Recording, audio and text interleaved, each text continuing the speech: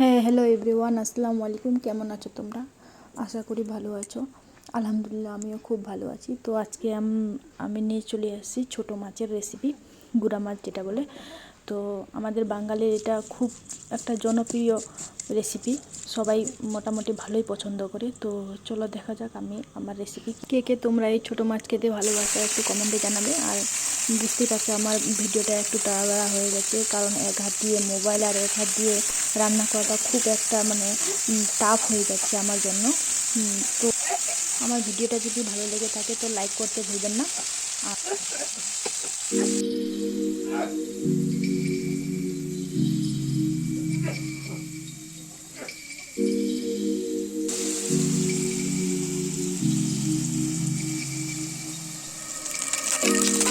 তো এখানে আমি মাছটাকে ফ্রাই করতেছি। এই ছোটো ছোটো মাছ তো এত কি আর লেগে যাচ্ছে এটার সঙ্গে। মাছটা লেগে যাচ্ছে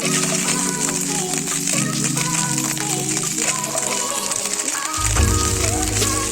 তেল দিয়ে আবার কড়াইতে তেল দিলাম, তেল দিয়ে মশলা দিলাম। রসুন, আদা কুচি, রসুন আর পেঁয়াজ আর কাঁচা লঙ্কা দিয়েছি।